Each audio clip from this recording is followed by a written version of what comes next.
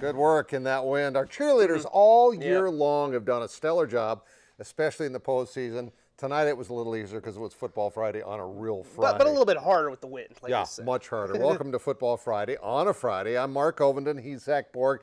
We have one more of this fun-filled show tonight, and next week it's all title games down at the Dome. And both shows are brought to you by the Fun Zone at Pizza Ranch on 41st Street in Sioux Falls. Tonight we recap the 4 semifinal games in the 2 big classes and see who are the remaining teams in Iowa. Well, we'll start at Howard Wood Field with the early game between Lincoln and O'Gorman. The top-ranked team in 11 AAA has gone undefeated to this point in defense of their first ever championship in the new class, which started last year. And Braxton Large played large in this game. He would score in the first quarter. That makes it a 7-6 lead for Lincoln at that point. Aaron Beavers looking on. Now still in the first. Pats looking for more, but one of 3 turnovers for them in the first. That is Antonio Caselio with the interception, leading to Luke Fritch, 8 yards on the option, keeps it himself, 13-7 O'Gorman at halftime, sensing the upset. But in the third quarter, Large came up really big. A short run for a touchdown gives his team the lead at 14-13. Let's do it again in the fourth quarter. It's Large again, 174 yards on the ground, 21-13. Last chance for OG. Fritch goes deep, and he's picked off by Nolan Burchell. That leads to Large's 4th touchdown, and your final of 28-13. Lincoln back to the championship game, and afterwards we talked to Aaron Beavers, who had to be slightly relieved with how this game started. We stayed the course, kept the faith, and you know, we came away with a win, and we were able to wear them down in the second half. And you know, we made some mistakes, but we got back to kind of Patriot football and able to establish the run.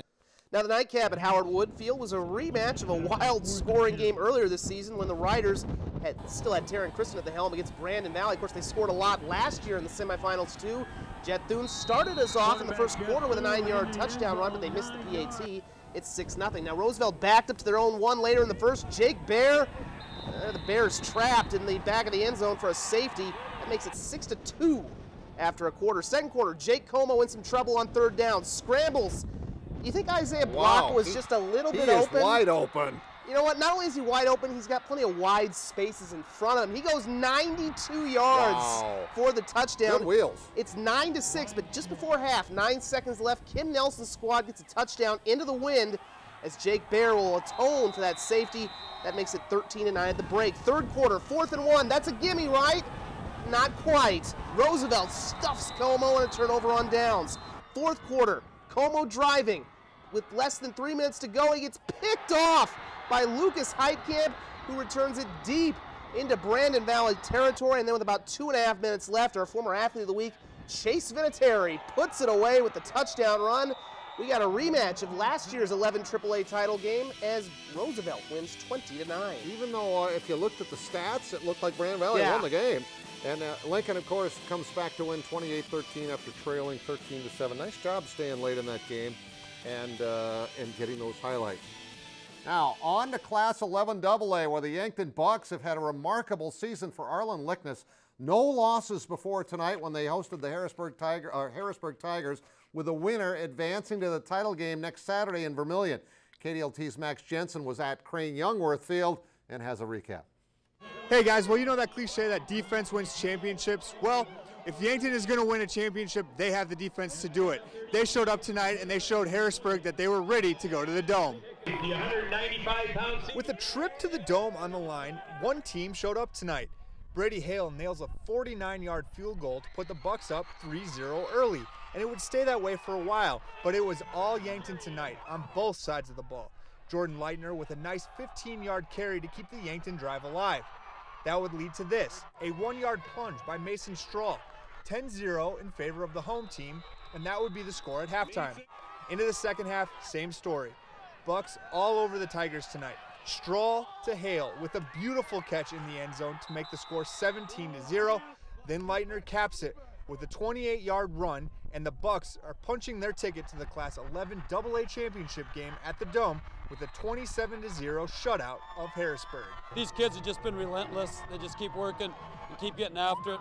Got some very good attitudes. They work hard, and so I think they deserve to get there. Now they got to play smart. Once again, Yankton punches their ticket to the Dome 27-0 over Harrisburg. In Yankton, Max Jensen, KDLT Sports. Great job, Max. All right, we take you to the Coughlin Alumni Stadium, where it's Pierre, the defending champions in 11AA, against Brookings, and the Governors. Tough run. Strike early. Luke Snyder with a touchdown, and Pierre on top 7-0. Second quarter, Brookings with a win, but of course they like to run anyway. Michael Daniel with a 20-yard gain, had 88 yards tonight, gets it into scoring position, where Gerald Maxwell's going to take over.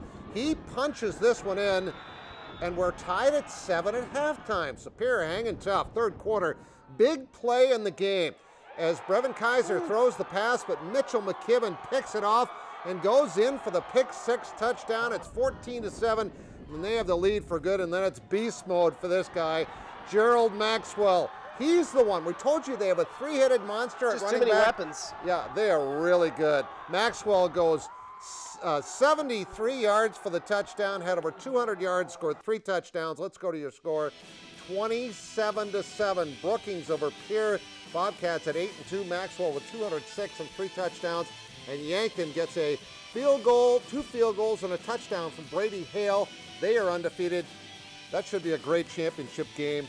Yankton against Brookings. That'll be awesome. On to the Iowa playoffs in Class 2A, where we had 2 area teams meeting in Spirit Lake against Sioux Center. The Warriors getting going first. Christian Rosenboom takes the snap and will pick up 7 yards to get a first down. Same drive, Chris Borcher's in at quarterback. He finds Graham Zomerman on the halfback screen, and they'll clear his path into the end zone for the touchdown.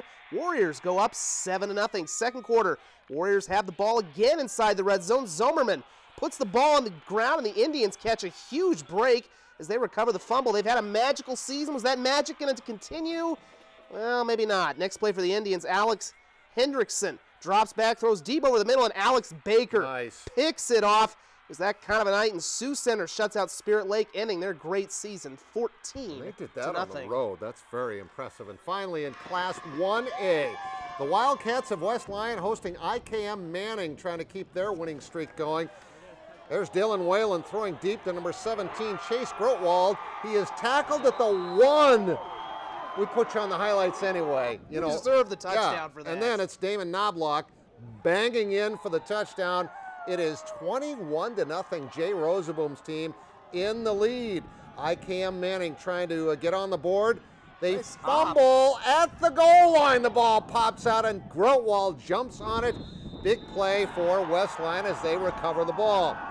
Still in the second period now, Vaughn Mosier is going to break 1, 2, 3, 4, and he's finally dragged down. Nice 20-yard run, setting up Knobloch, and he's going to take it in. Another touchdown, put him up 27-0, and let's go to your scoreboard and see that West Lyon goes on to win 35-13. They moved up a class this year, and they're playing great. They've won every game since losing their season opener, and again, that final score, Sioux Center on the road beats Spirit Lake 14-0.